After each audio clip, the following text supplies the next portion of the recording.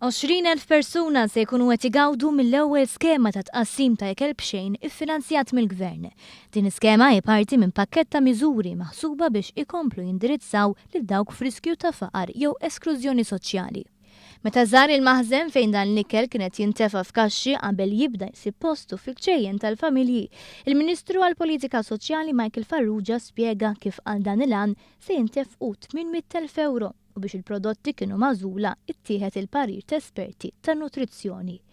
It-qassim tal-prodotti tal-ikel se jsir minn 30 post differenti. 10,945 persuna li jgħixu waħedhom se jingħataw pakketti ikel kull wieħed.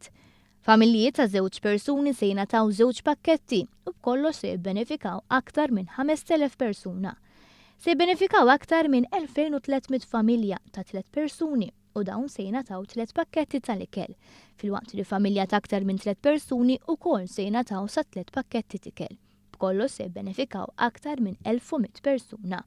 Il-Ministru Farrugia qal li bl-iskema tal-Gvern u l-iskema ta' tqassim tal-prodotti tal-ikel tal-Unjoni Ewropea se jibbenefikaw aktar minn 24,000 persuna. Identifikajna wkoll dawk il-persuni li kienu fuq ir-reġistri tagħna tas-Sigurtà Soċjali u apparti minn hekk rajna wkoll li kull min jiġi huwa verament intitolat. Identifikajna persuni u dawn tneħħew mill-lista ta' ikel b'xejn.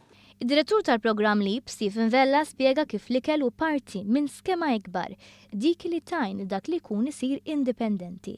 Fil-fatt saru żjarat fid-djar ta' dawn il-familji biex jaraw kif jistgħu itejbu il-pożizzjoni tagħhom. U malli eżatt nagħtu l-kaxxa din id-darba ħanamlu profil tal-persuna biex naraw xi ħtiġijiet għandu, xi problemi soċjali għandu biex il-ħaddiema tal-LEAP ikunu jistgħu jintervjenu u jassistuh biex jintegra aħjar fis-soċjetà.